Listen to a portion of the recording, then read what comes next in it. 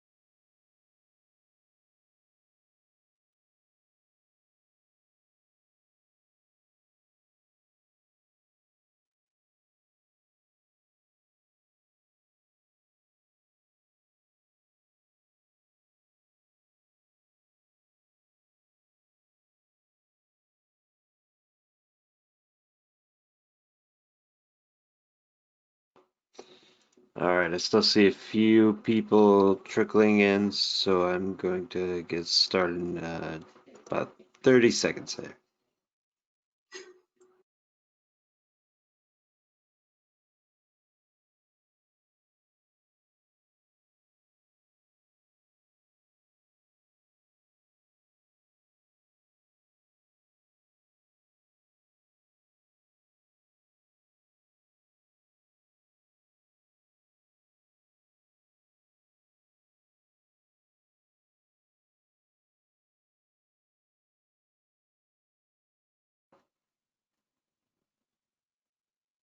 All right, let's get started. So welcome everyone. Thank you for joining us for today's webinar. My name is Jonathan Rudolph, and I am the Vice President of Marketing here at Vicon. And before we begin, I do just want to acknowledge the ongoing COVID-19 crisis. As a company, we know these are challenging times for many, and we all sincerely hope you and your loved ones are staying safe and healthy out there. Many people continue to ask us if we're still in operation, and the answer is yes. Everyone at Vicon, from our support, sales, and our warehouse teams, have really stepped up their game to ensure our customers continue to get, what they need and when they need it. So that being said, let's get back to the presentation.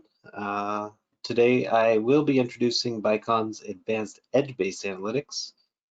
And if you have any questions during the presentation, feel free to type them into the question box in your GoToWebinar. It's towards the bottom right of your control panel. And at the end of the presentation, we will go over, whatever questions you may have. If we do miss yours or run out of time, we'll also send out an email within a day or two so you can review those questions and answers. All right, so let's dig in. So today we are going to dive into many of the features and benefits that our advanced edge analytics can bring to your security operation, and then we'll show you how to leverage them. I'll then cover some of these the cameras that will offer these advanced analytics, and then we'll move into some live demos so I can show you just how easily you can set up these events within the cameras. Lastly, we'll cover how our analytics and video management systems can work together to help you proactively monitor your security operations and further streamline your forensic investigations.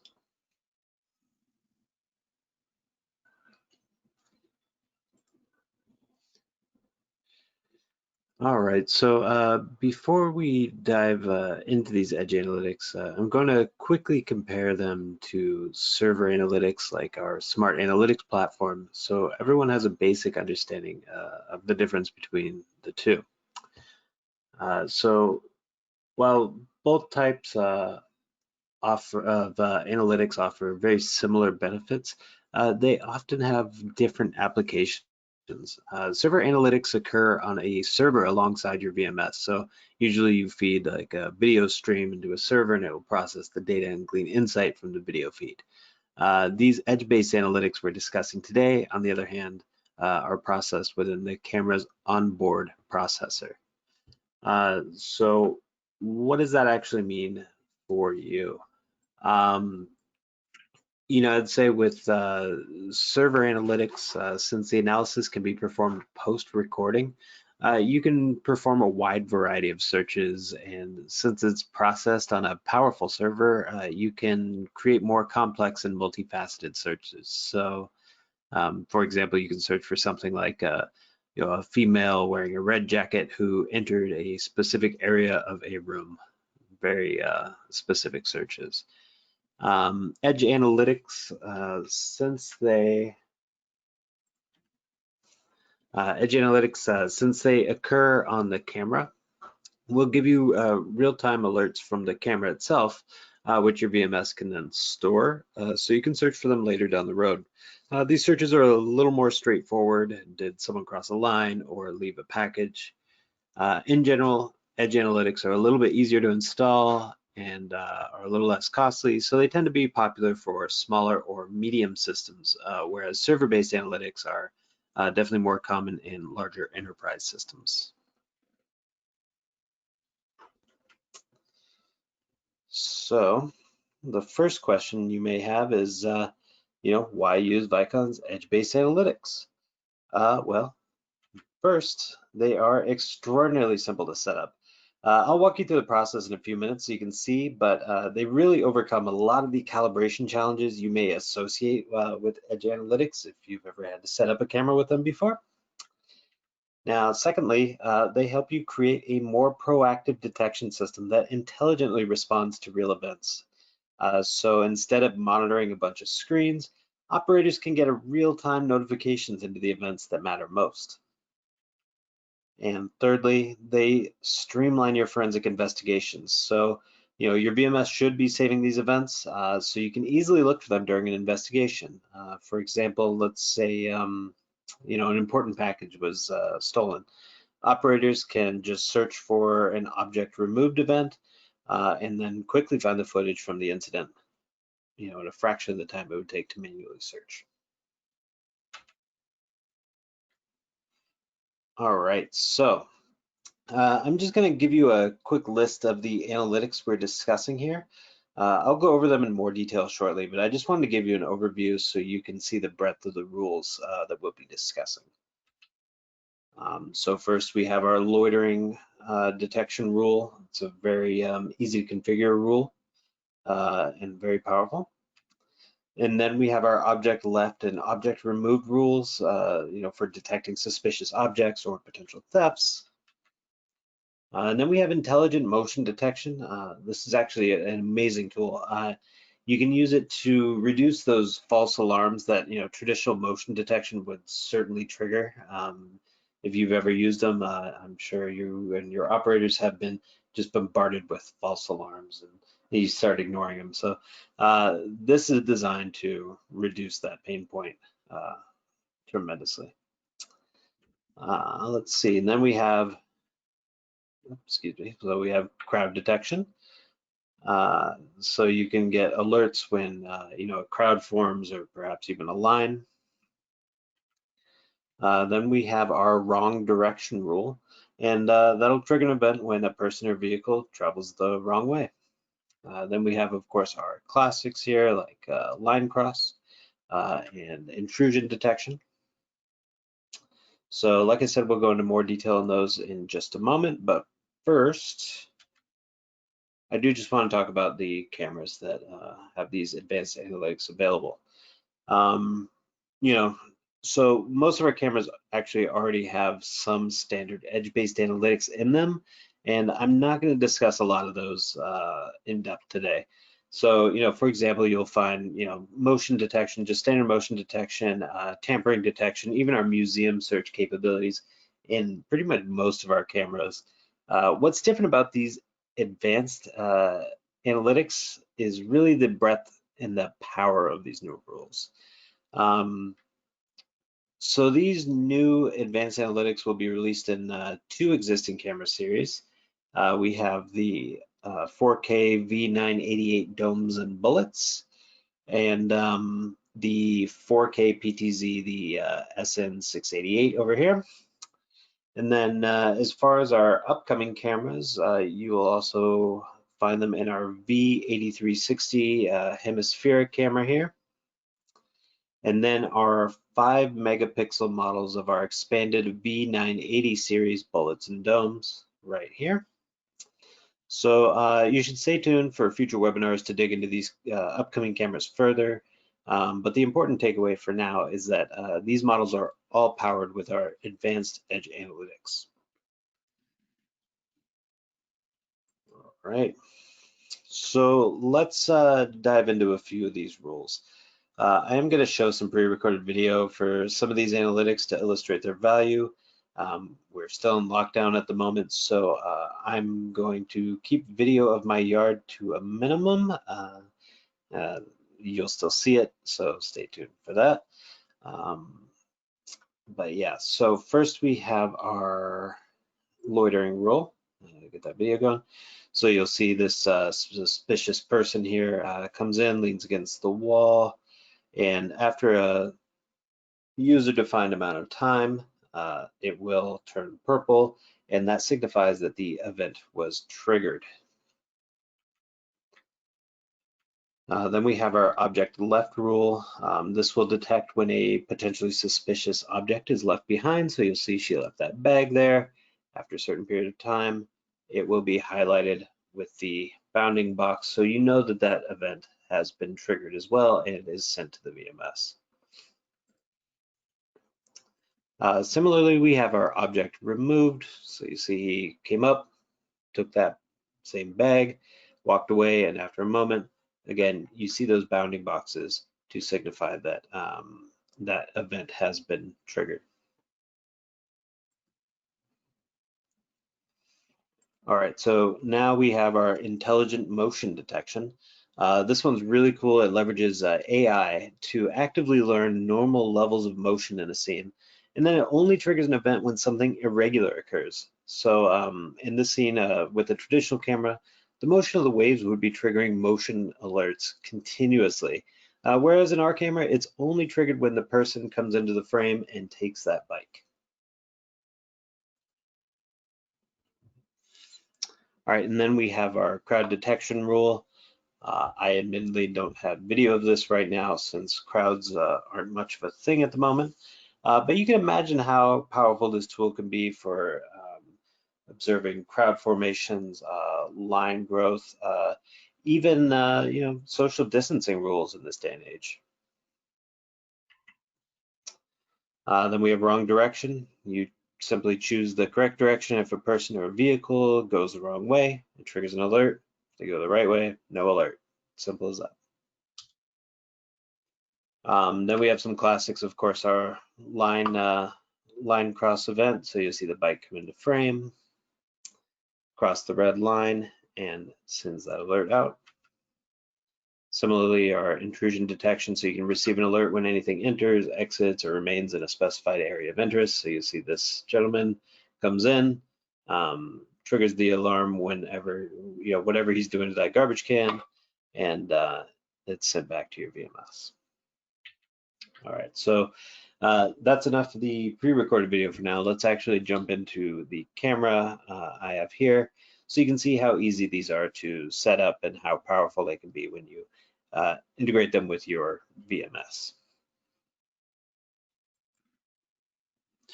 All right, so let's go jump into the live camera here. All right, so this is the backend configuration screen for the camera itself. What I think really makes our analytics stand out is how easy they are to install and configure. So rather than a bunch of measurements that can take a lot of time and effort to obtain, you can actually very simply configure a minimum and maximum object size with a very easy visual. So you just check that box and you'll see here, I will track a very wide range of objects. This may not be the most realistic use case in a lot of scenarios, but for this camera location, I wanted to be able to track a smaller object for people walking in my sidewalk, for example, and also a very large object. So in case anyone drops off a package or something like that. So I have a very wide range. How you actually set this up for yourself will largely depend on camera location and your priorities, your application. So it could vary significantly here. Another great thing we have is a very easy sensitivity tool. So if you're seeing too many alerts, you can increase that sensitivity. If you're not seeing enough, you can lower the sensitivity just a bit. It's a very easy and quick way to adjust it to meet whatever needs you may have. All right, so now let's check out some of these rules here. Let me just close these objects. So you see I already have one set up, wrong direction here. So you see this arrow up here from left to right will trigger a wrong direction. I have configured it to only trigger for humans or cars. So, it's not going to fire off if random basketball or something rolls down the street. So any vehicles or people walking from left to right will trigger this as we actually think just saw while I was talking. And then anyone walking or driving from right to left will not trigger the event because they are going the correct way. So let's set up a different rule here to show you. So let's do object left and removed. For now, I'm just going to do object left, select which one you want, and then give it a very clever name like object left and save it.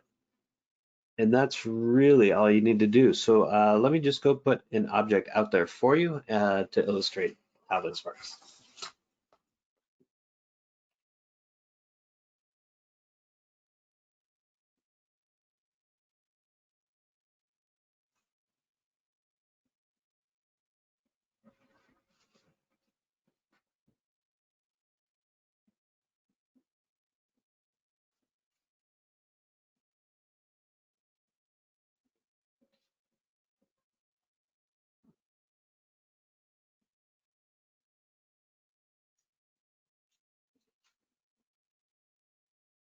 All right, so you'll see the purple bounding box signaling that it does register that as a suspicious object left behind, so that event is sent out to your VMS. All right, so yeah, that really covers how easy they are to set up. Different rules have different configurations, but they're all just as simple as that. So what I'd like to do next is show you where the value really fits in for your daily operation. All of these cameras are ONVIF compliant, so they will work with most major VMSs on the market. That said, I am going to show you this in Valerus, our enterprise VMS here, to show you some of the ways in which this can enhance your daily surveillance operation. So let me just switch over. All right, so for those of you unfamiliar with Valerus, this is our enterprise video management platform. And you're looking at the main live monitoring screen. In order to configure Valerus to react to these analytics, we'll jump into this configuration tab here. And this is where mostly the programming and customization of Valerus will really occur. So I think the most obvious configuration you can make with these events is through setting up an alarm. So I will simply go over to the rules here. And you know what, we should also keep in mind that the VMS will only receive alerts from active rules. So for example, you're not going to receive a line cross event right now because we haven't activated that within the camera's configuration screen. So this is only gonna trigger for those two events that we've actually configured in there, which actually brings up a good point. So let's just go back to the configuration screen and enable object removed. So I can just go remove that backpack to trigger this alarm. All right, so back to Valerus. So let's set up this object removed here.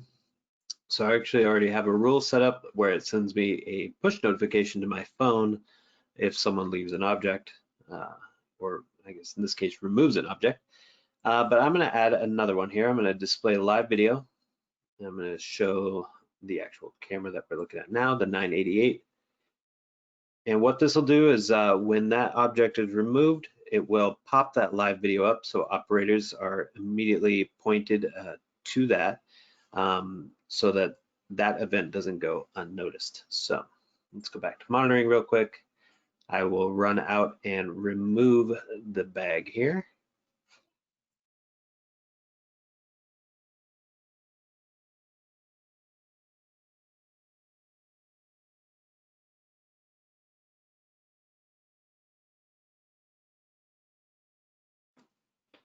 All right, and you will see an alarm has been triggered here. You have that bright red notification. There will be a loud buzzing sound, which I have disabled at the moment because it's incredibly loud. Let's see. So, there are a variety of other things we can do within the VMS to streamline this operation here. So we can go back to this configuration. Let's say I'm trying to save some storage here. This camera is 4K, so it actually does consume a decent amount. So one way we can do that is going into the video itself, or the camera itself, and setting up various recording rules. So right now we see continuous recording. I'm going to set it up to only record on certain events. So let's say we just want to record based on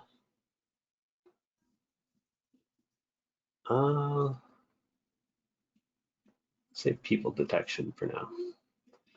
I select which camera I want to focus on, the 988, apply and close, configure this. And so what this means is that it will only record 10 seconds before a person is detected and 60 seconds afterwards.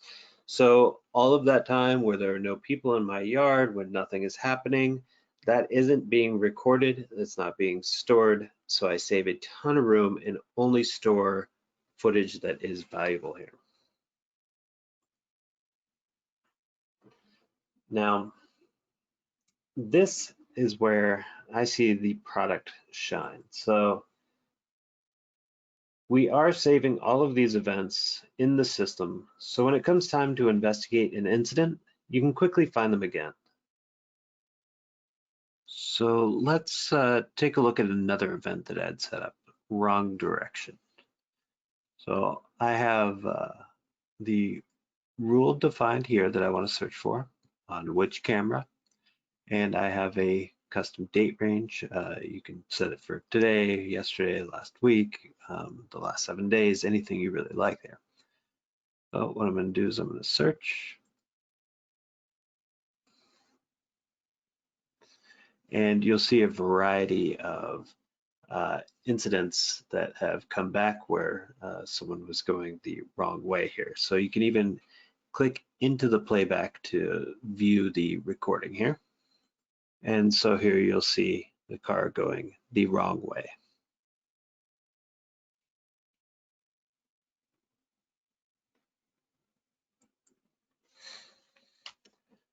All right, so that covers most of what I wanted to show you in Valerus and how easy it is to set up the camera configuration. As you can see, it's a really valuable tool for your proactive monitoring, so you can get your attention drawn to what actually matters, what's actually happening. It's also great for improving your storage consumption and improving those forensic investigations, so you can track down those incidents in the footage really quickly. All right, so let me just jump back to our slideshow, and I will put this on just so everyone can see all the cameras we have. I thank you for joining this webinar.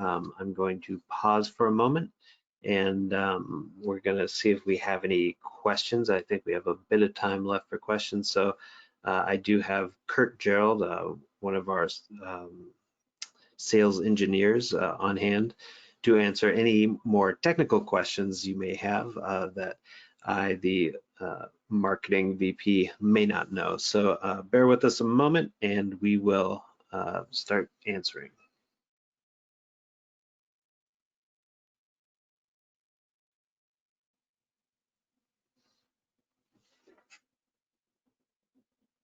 All right, Kurt, are you there?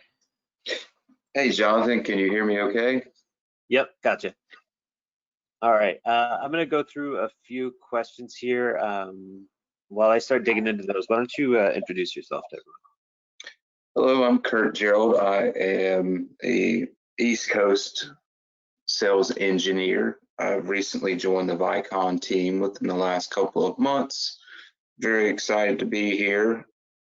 Fortunately, we had a little bit of a shutdown due to all of the virus and everything going on. So extremely excited to get back on the road so I can do my job properly. Awesome, thanks, Kurt.